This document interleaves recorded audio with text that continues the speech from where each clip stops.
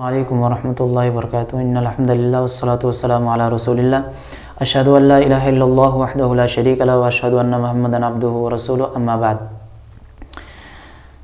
حضرات، آج کے اس ویڈیو میں ہم نماز جنازے میں کتنے رکن ہیں اس سلسلے میں گفتگو کریں گے۔ جنازے کی نماز میں تقریباً 7 رکن ہیں۔ نمبر 1، قیام کرنا، یعنی قیام کے حالت میں جنازے کی نماز پڑھنا۔ تکبیرات اربع، تقریباً 4 تکبیر کم سے کم کہنا یہ رکن ہے۔ 4 سے زیادہ بھی کہنے کی روایت ہے اور وہ بھی صحیح ہے، اس پر بھی کوئی عمل کرے تو حرج نہیں، لیکن کم از کم 4 تکبیر کہے یہ رکن ہے۔ سورہ فاتحہ کا پڑھنا، سورہ فاتحہ کا پڑھنا یہ رکن ہے۔ کوئی شخص اگر جنازے کی نماز میں سورہ فاتحہ نہیں پڑھتا ہے تو اس کی جنازے کی نماز نہیں ہوگی۔ اسی طرح نبی صلی اللہ علیہ وسلم پر درود پڑھنا یہ رکن ہے۔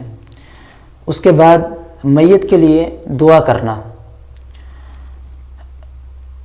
ان تمام ترتیبوں کو ملحوظ رکھنا، یعنی سب سے پہلے قیام کرے وہ، پھر تکبیرات کہیں اور سورہ فاتحہ پڑھیں، اس کے بعد نبی صلی اللہ علیہ وسلم پر درود پڑھیں، پھر میت کے لیے دعا کریں۔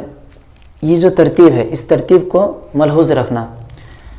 اگر کوئی شخص بے ترتیبی کر دیتا ہے تو ترتیب کو ملحوظ نہ رکھنے کا جو یہ رکن ہے، اس رکن کے فوت ہونے کی وجہ سے اس کی نماز جنازہ نہیں ہوگی۔ یعنی کوئی شخص اگر نیت باندھ کے سب سے پہلے میت کے لیے دعا کرتا ہے تو اس نے پہلے کیا کرنا چاہیے تھا؟ پہلی تکبیر کے بعد سورہ فاتحہ پڑھنا چاہیے تھا، تو اس نے سورہ فاتحہ نہیں پڑھی۔ اسی طرح اس کے بعد نبی صلی اللہ علیہ وسلم پر درود پڑھنا چاہیے تھا، لیکن اس نے درود بھی نہیں پڑھی۔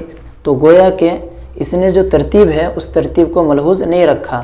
تو ترتیب کو ملحوظ رکھنا بھی ایک رکن ہے، تو یہ رکن فوت ہونے کی وجہ سے اس کی نماز جنازہ نہیں ہوئی۔ اسی طرح آخر میں نماز کو ختم کرنے کے لیے سلام پھیرنا، یہ 7 رکن ہیں جنازے کی نماز میں۔ اللہ تعالیٰ ان رکنوں کے مطابق ہمیں نماز جنازہ پڑھنے کی توفیق عطا فرمائے۔